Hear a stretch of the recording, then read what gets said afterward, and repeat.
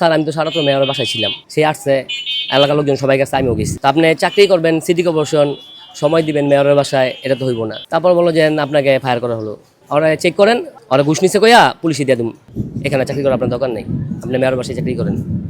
আপনি চাকরি আর নাই, আপনি আর আসবেন না অফিসে, আপনি মেয়রের বাসায় থাকেন। আমি শুধু মেয়রকে ভালোবাসি, আমার এলাকা দেখা আমি তার বাসায় গেছি, এই আমার অপরাধ। মেয়রের বাসায় আসার কারণে যদি আমার চাকরি জায়গা, আমি আর কি বলবো আপনাদের কাছে, আমি আমার ন্যায়টা চাই। আমার বাসায় এলো মেয়র বাড়ির সাথে, সে আমাদের গ্রামের লোক, সে আসছে দেখে আমি বিদায় রাত্রে আসছি, যেহেতু এতদিন পরে আসলো মেয়র, তো আমি এলাকার মানুষ, আমি তার বাসায় যেতেই পারি, তার বাসায় আমি এই টুকটা কাজও করি, তাই আমি সেই জন্য এখানে আসছি। আসার জন্য আমাকে আমাদের প্রশাসক স্যার আমাকে ডাকাইছে, তখন আমি আসছিলাম একটু 2 নং রেলগেট, মানে অফিসে আমাদের স্যারেরা সব ছুটিতে, তা আমি একটু আসছি, তা আমাকে ডাকাইছে, আমি স্যারদের দিয়ে গেছি। যাওয়ার পর বলতেছে তুমি এখন বাইরে গেলা কেন? আমি বাইরে যেতেই পারি 5 মিনিটের জন্য, আমি তো অফিস থেকে জায়গা নেই, আর অফিস টাইম শেষ হয় নাই, যেহেতু স্যারদের সমস্যা হলে স্যারেরা বলবো, যারা আন্ডারে মানে কাজ করি। পরে বললো আপনি তো ঘুমান নাই, আপনি চেয়ারাই বললেন আপনি কী করছেন সারাত্র আমি কী করছি? তাই বললাম স্যার আমি তো সারাত্র মেয়রের বাসায় ছিলাম, সে আসছে, এলাকার লোকজন সবাই গেছে, আমিও গেছি। হ্যাঁ আপনি মিথ্যা কথা বলেন নাই, সেই জন্য আপনাকে ধন্যবাদ, আপনার ভিডিও আমাদের কাছে আছে। তো আপনি চাকরি করবেন সিটি কর্পোরেশন, সময় দিবেন মেয়রের বাসায়, এটা তো হইব না। তারপর বললো যে আপনাকে ফায়ার করা হলো, আপনার চাকরি থাকবে না। এখন যদি আপনি চাকরি করবেন আর আবার বললো যে ই করেন, ওরা চেক করেন, ওরা ঘুষ নিচ্ছে কইয়া পুলিশে দিয়ে দিন। আমার যেখানে চাকরি করি এখানে তো ঘুষের কোনো সমস্যাই নেই, আমি তো কোনো বড় অফিসার না। পরে বলতেছে না তাকে পুলিশে দেওয়া হইব, এই পুলিশের ফোন দেন, পুলিশের ব্যবস্থা করেন, এটা করবো এটা করবো। এখন আপনি কি বাসায় যাবেন? অনেকক্ষণ 2 ঘন্টা দাঁড়া করা রাখার পর আমার শরীর অসুস্থ ছিল, আমার ওয়াইফ গিয়ে আমার খুঁজাইছে। পরে আমি বললাম যে স্যার আমার অপরাধটা কি, আমি তো কাজে ফাঁকি দিই গিয়া।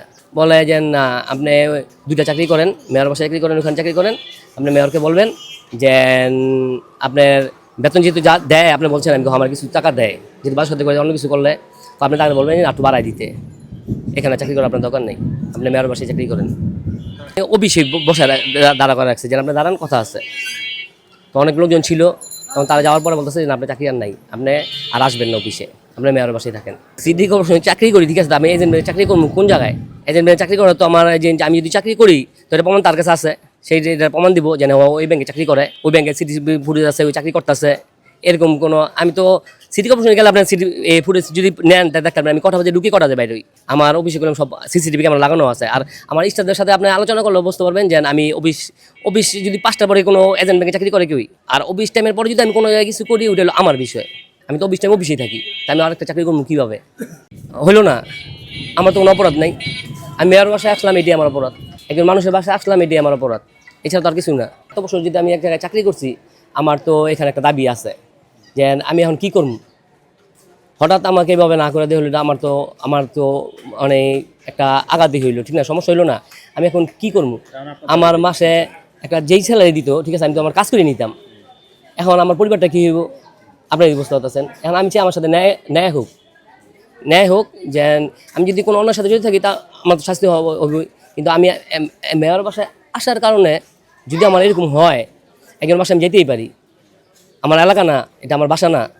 এখন এই জন্য যদি আমার চাকরি জায়গা, আমি আর কী বলবো আপনাদের কাছে, আমি আমার ন্যায়টা চাই।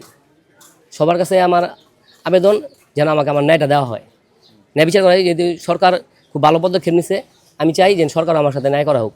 আমি কোনো কিছুর সাথে জড়িত না, এটা সবাই জানে, আমি শুধু মেয়রকে ভালোবাসি, আমার এলাকা দেখা আমি তার বাসায় গেছি, এই আমার অপরাধ। আমার নাম তরিক আহমেদ, এটি আমার নাম, আমি আমার বাসায় দেবক মেয়রের বাসার সাথী। আমি মশক নিন্দন ছিলাম, এখন আপনার অফিস সহায়ক।